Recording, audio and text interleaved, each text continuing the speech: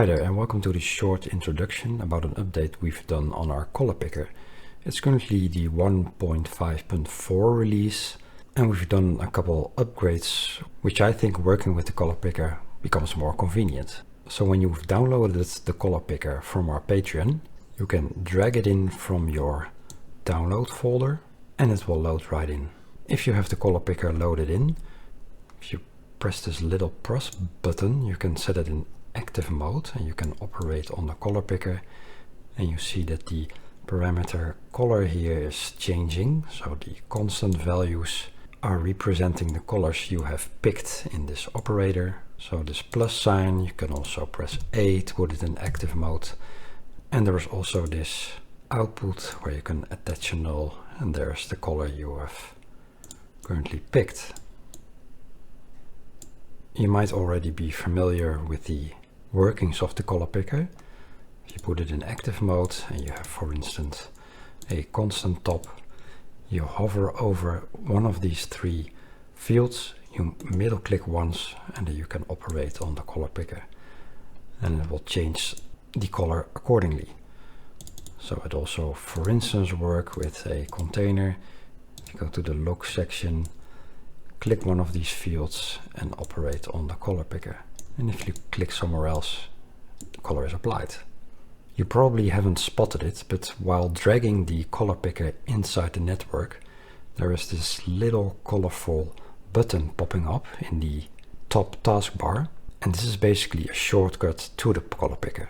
So if you click it, it will open up a floating window with the Colorpicker where you can already operate on.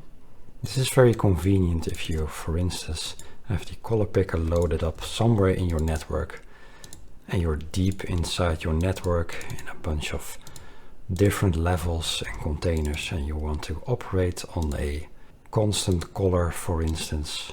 You can just press this button, click the field, and you can operate on the Colorpicker. You can close it.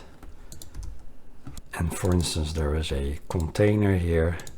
You would like to change the background of it. Click the colorful button, middle click, and operate on the Colorpicker, and the color is changing accordingly.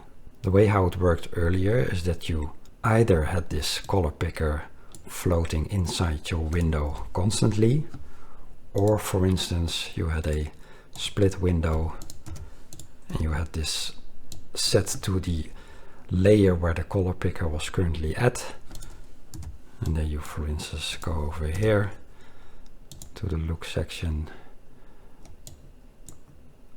middle click, and you could operate on the Colorpicker, but it wasn't a really convenient workflow because it already took half of your workspace.